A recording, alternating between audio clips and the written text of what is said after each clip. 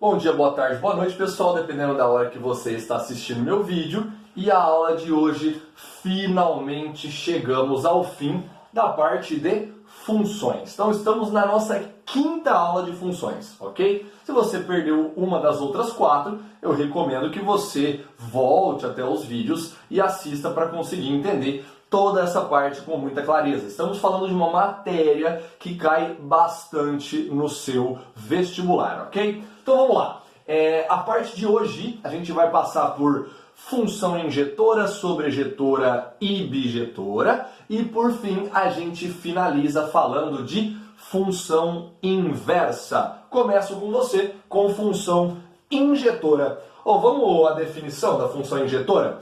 A função injetora ela vai ser dada da seguinte maneira.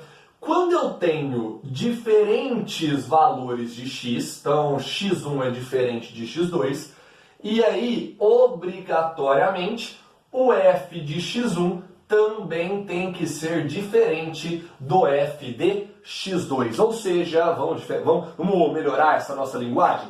Para diferentes valores de x, eu tenho diferentes valores de y. Olha que fácil. Eu vou facilitar mais ainda para você, tá? Estou aqui com dois diagramas, duas representações. Tenho a função f de a para b e a função g de c para d. O que eu quero de você? A função f, ela tem que ser injetora. E a função g, eu vou te mostrar um exemplo que ela não é injetora. Então a gente vai ter o seguinte aqui, ó. Eu vou ter esse valor de x encontrando este y, esse valor de x encontrando este y, esse valor de x encontrando esse y e esse valor de x encontrando este y. O que eu quero que você perceba? Que com diferentes valores de x, eu encontrei diferentes valores de y. Ou seja, para a gente olhar no nosso diagrama, basta que você tenha o seguinte: no seu conjunto de chegada, os elementos têm que receber apenas uma flecha. Quando receber, então preste atenção, vamos de novo. Quando você for analisar o diagrama, o seu conjunto de chegada, que nesse caso é o seu conjunto B, quando o elemento receber flecha, ele tem que receber apenas uma flecha. Então, ele pode não receber? Pode, não tem problema. Esse segundo valor aqui, ó, não recebeu. O que me importa é, quem recebeu flecha, recebeu apenas uma. Quando isso acontecer, a nossa função ela é injetora. Injetora, beleza? Agora dá uma olhada nesse outro exemplo aqui, ó. Eu tenho esse x encontrando esse y, eu tenho esse x encontrando esse y, tenho esse x encontrando o mesmo y e esse x encontrando um outro y. O que você precisa observar? Que quando eu peguei dois valores diferentes de x aqui, ó, x2 e x3, por exemplo, eles encontraram exatamente o mesmo y. Quando isso acontece, não é injetora. Não é injetora. Então, para a gente resumir, quando eu olho o meu conjunto de chegada, se um dos elementos receber duas ou mais flechas, a gente não pode chamar de injetora. Tranquilo? Eu vou te mostrar agora como que a gente repara numa função injetora quando a gente olha o gráfico dela. Estamos agora com a função injetora através do nosso gráfico. Preste atenção, tenho dois casos aqui, ok? O que a gente vai fazer? Eu vou pegar os gráficos e vou passar retas paralelas ao nosso eixo X. Eu vou passar reta paralela ao eixo X. Se essas minhas retas encontrarem o meu gráfico em apenas um ponto, significa que nós estamos trabalhando com uma função injetora. Então, de novo, faço reta paralela ao eixo X. Se essa reta encontrar apenas uma vez no meu gráfico, nós vamos ter uma função injetora. Agora, se eu faço uma reta paralela ao eixo X e essa minha reta encontra o meu gráfico em 2 pontos, aí a gente não chama de injetora. Então aqui, ó, não é injetora. Vamos entender por quê? Dá uma olhada aqui, ó. Aqui eu tenho um determinado valor x1 e aqui eu tenho um determinado valor x2. O que você precisa observar? Que esse x1 encontra esse y e esse x2 encontra o mesmo valor de y. E a gente não pode deixar isso acontecer quando nós queremos uma função injetora. Lembrando, para diferentes valores de x, nós temos que ter, diferentes valores de y, ok? Então, basta você fazer a sua reta paralela ao eixo x, encostou em 2 ou mais pontos, não é injetora. Muito fácil, muito fácil. Vamos para a função sobrejetora. Pessoal, chegamos ao segundo tipo, estamos agora em função sobrejetora. Preste atenção à nossa definição, tá? Então, se eu tenho uma função f de A para B, ela só vai ser sobrejetora se todo elemento, vamos lá, todo elemento y em B, vírgula, possuir um elemento x em A. Então, preste atenção, todo elemento y em B tem que possuir um elemento x em A. Então, preste atenção aqui, ó, preste atenção, vamos olhar no nosso diagrama. Significa que agora o que me importa é todos têm que receber flecha. Então, todo elemento y em B tem que possuir um correspondente que soltou flecha em A, ok? Não pode sobrar ninguém. Então, vamos fazer um exemplo aqui, ó. Eu tenho a função f de A para B e a função g de C para D. Eu quero que essa seja sobrejetora e essa aqui, ó, não sobrejetora. Não sobrejetora, beleza? Para ser sobrejetora, novamente, eu preciso que no meu diagrama todo elemento em B ou todo elemento no conjunto de chegada possua um correspondente, possua uma seta, uma flecha chegando até ele. Então vamos supor que eu tenha esse x chegando a esse y, esse x chegando ao mesmo y, esse x chegando a este y e esses outros dois chegando ao terceiro y. Perceba que todos os meus 3 valores de y aqui receberam flecha. Ah, mas recebeu mais de uma. Não me importa. O que me importa é todos têm que receber flecha. Ponto. Só isso. Para ser sobrejetora, todos os elementos de B têm que receber flechas. Vamos ver aqui um exemplo quando não é sobrejetora. Eu tenho este vindo para este y, este x para este y, este x para este y e este x para este y. O que você precisa perceber? Que no meu conjunto D, que é o conjunto de chegada, nós temos 2 elementos que não receberam flecha. Se não recebeu flecha, significa que não é sobrejetora. Muito fácil essa parte, né? Muito fácil. Espero que você esteja compreendendo. Pessoal, vamos encerrar essa primeira parte para a gente chegar finalmente à função inversa. Chegamos agora à função bijetora. E é muito fácil. A minha função f de A para B, ela só será bijetora se ela for injetora e sobrejetora ao mesmo tempo.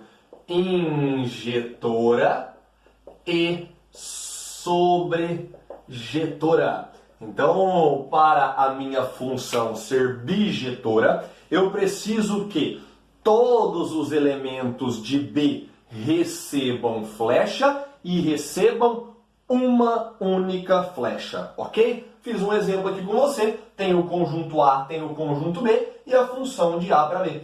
Esse x manda flecha para este y, este x para este y e este x para este y e o último para o último y. Então perceba que todos os elementos de B receberam flecha sobrejetora e receberam apenas uma única flecha injetora. Portanto, essa nossa função, ela é chamada de função bijetora. Muito fácil, muito tranquilo. Vamos agora para falar de função inversa. E aí você vai entender por que a gente precisava de toda essa parte da matéria. Pessoas, chegamos ao ápice da nossa aula. Falar sobre funções inversas. Preste atenção, vamos à definição para depois você entender utilizando o nosso diagrama e também a parte gráfica que é importante para você, ok? Uma função f de A para B, primeira coisa, ela só vai poder ter uma inversa quando ela for bijetora. Então, f obrigatoriamente tem que ser bijetora. O que é a função inversa? A função inversa, ela vai ser uma f menos 1, f menos 1 para indicar inverso, f menos 1 de B para A. Então, peraí. Vamos com calma. Eu tenho uma função f que vai de A para B. E obrigatoriamente f tem que ser o quê? Bijetora, certo? Que foi o que a gente acabou de ver. A nossa inversa, ela vai existir, portanto, e ela vai ser escrita como uma f menos 1 de B para A. Ou seja, o que eu quero de você aqui? Eu quero que o domínio de f passa a ser a imagem de f menos 1. E a imagem de f passa a ser o domínio de f menos 1. Se você não entendeu, vamos para o diagrama que aí eu já te falo junto aqui, ok? Então, ó, eu tenho aqui a minha função f de A para B, ok? Aqui é um valor x e ele encontra um certo valor y em B. Ponto. Só isso. F de A para B, saiu x e chegou em y, ok? Agora aqui eu estou trabalhando com uma f menos 1 de B para A. Ou seja, quem são os meus elementos B? Y. Então aqui, ó, é y. E esse elemento y, ele vai soltar flecha para o x. Ah, mas por que x? Porque os elementos que fazem parte do conjunto A, eles são o x, ok? Então eu quero que você observe o seguinte, preste atenção. Domínio não é quem solta flecha.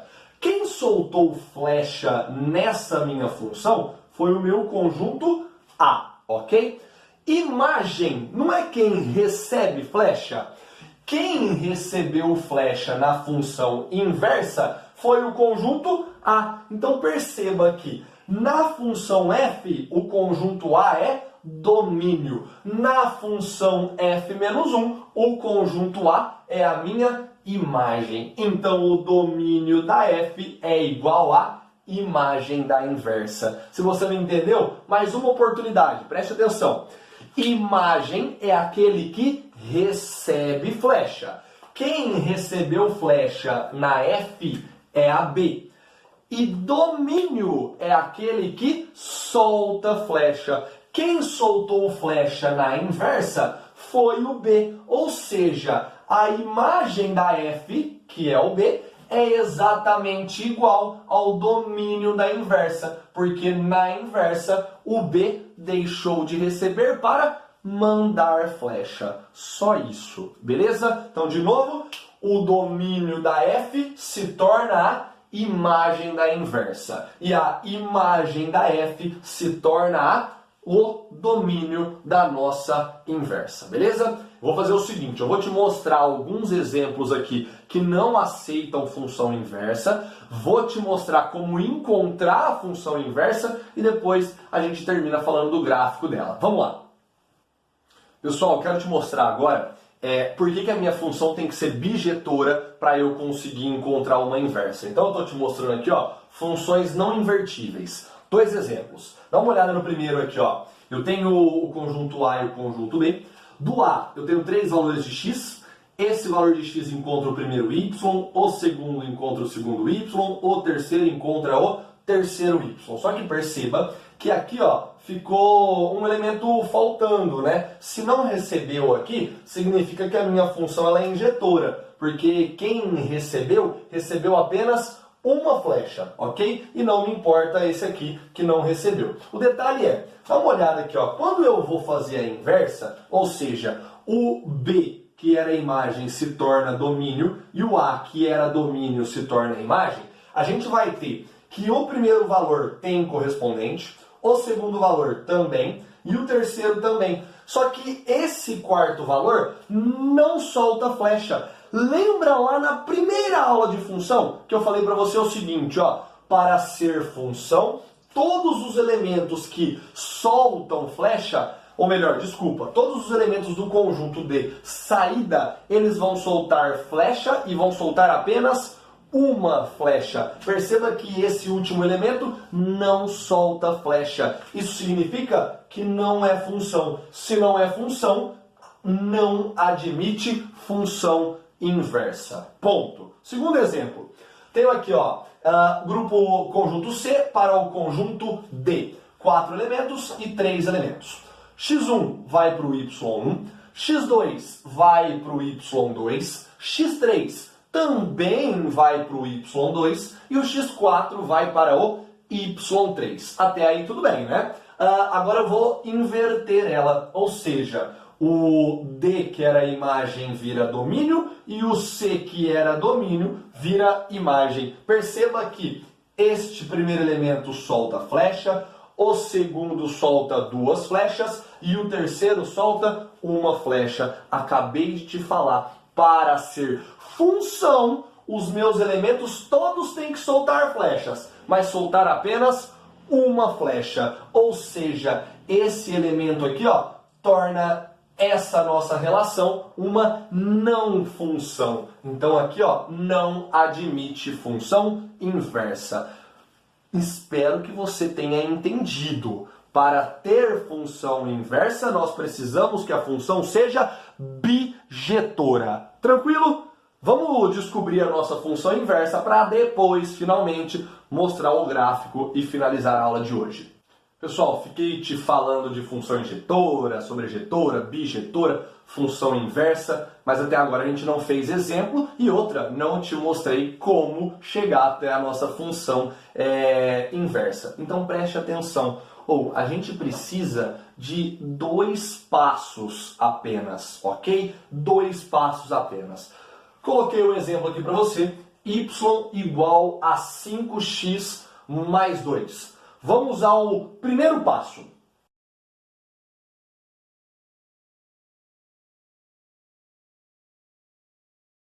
Então você viu aí que o nosso primeiro passo é substituir o y por x e substituir o x por y. Pronto. Onde estava o y virou x, onde estava o x virou y. Primeiro passo feito. Vamos ao segundo passo.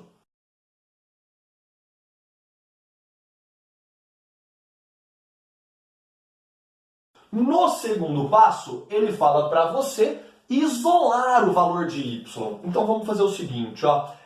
Esse 5y que está positivo, ele vem para cá negativo. O x que está positivo passa para cá negativo, beleza? Ainda não terminamos. Eu não quero o valor de y negativo, né? Então eu vou multiplicar tudo aqui por menos 1. E a gente vai obter menos com menos 5y, menos com menos x, mais com menos 2, ok? Não terminamos. O 5 está junto do y. Para a gente isolar o y, o 5 que está multiplicando, ele vai passar dividindo. Então nós vamos ter aí x menos 2 dividido por 5. Só para finalizar de fato, no lugar de y, para indicar que nós estamos trabalhando com a inversa, você vai representar f menos 1 de x é igual a x menos 2 sobre 5. muito fácil também, beleza? Espero que você tenha entendido. Basta então você seguir 2 passos, substitua x por y e y por x e depois você isola o valor de y. Não esquece de substituir o y por f menos 1 de x e está encerrado, tranquilo? Vamos para os nossos gráficos para você entender a representação do gráfico da função inversa. Pessoas, para a gente encerrar a nossa aula de hoje, eu preferi vir para o slide aqui para ficar com um visual melhor para te ajudar a entender o gráfico da função inversa, tranquilo? Então a gente vai precisar, antes de falar do gráfico da função inversa, entender o que é a bissetriz dos quadrantes ímpares. Bissetriz dos quadrantes ímpares nada mais é do que a equação da reta y igual a x. Então, independentemente do valor de x que eu jogue, o valor de y que eu vou encontrar associado sempre será o valor jogado anteriormente. Então, se eu jogo um x igual a 1, o y que eu encontro vale 1. Se eu jogo um x igual a menos 10, o y que eu encontro é igual a menos 10, ok? Então, quero que você perceba que essa nossa reta, ela divide ao meio o quadrante ímpar 1 e o quadrante ímpar de número 3. Por isso que é chamado de bissetriz dos quadrantes ímpares. Vamos continuar então. O que é importante você entender? Que o gráfico da nossa função inversa, ele vai ser simétrico à bissetriz dos quadrantes ímpares.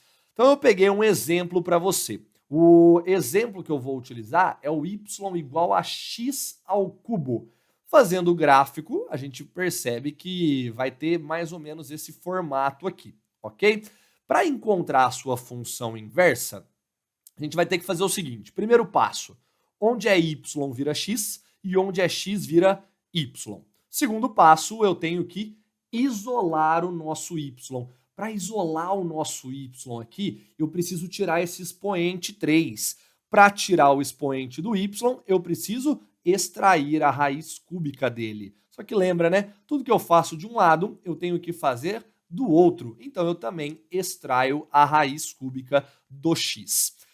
Quando eu extraio a raiz cúbica do y ao cubo, o nosso expoente e o nosso índice são iguais. Então, quem vai sair é apenas o y. Em compensação, do nosso lado esquerdo, eu vou ter agora a raiz cúbica de x. Para a gente, de fato, terminar, o y passa a valer quanto? F menos 1. F menos 1 de x, que vai ser igual a raiz cúbica de x. Beleza? O nosso gráfico está aqui para você, ó. Está aqui representado para você nesse formatozinho aqui, certo?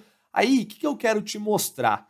Que quando eu junto os 3 gráficos, o gráfico da f, o gráfico da f menos 1 e a bissetriz dos quadrantes ímpares, vai acontecer exatamente isso aqui.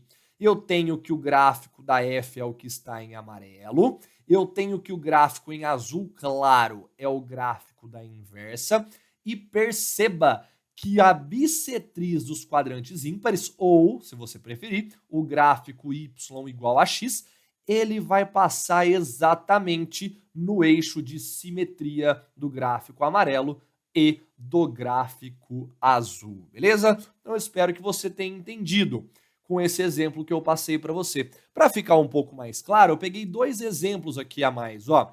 Eu tenho aqui o gráfico da f em laranja. Perceba que eu tenho a bissetriz dos quadrantes ímpares e tenho o gráfico aqui em verde da função inversa. Esses nossos pontos aqui, ó, Q e P, eles são simétricos em relação ao eixo da bissetriz dos quadrantes ímpares, beleza? Então, os gráficos aí são simétricos. Um outro exemplo que a gente pode ver, eu tenho aqui um gráfico F e eu tenho aqui um gráfico F menos 1. E exatamente aqui no meio, o nosso y igual a x, que é a bissetriz dos quadrantes ímpares. Perceba que esses gráficos, eles são simétricos. Tranquilo? Espero que tenha ficado fácil para você, principalmente mostrando aí alguns exemplos, e que você tenha compreendido a aula e que você, com certeza, continue assistindo às próximas aulas. Um abraço e até mais.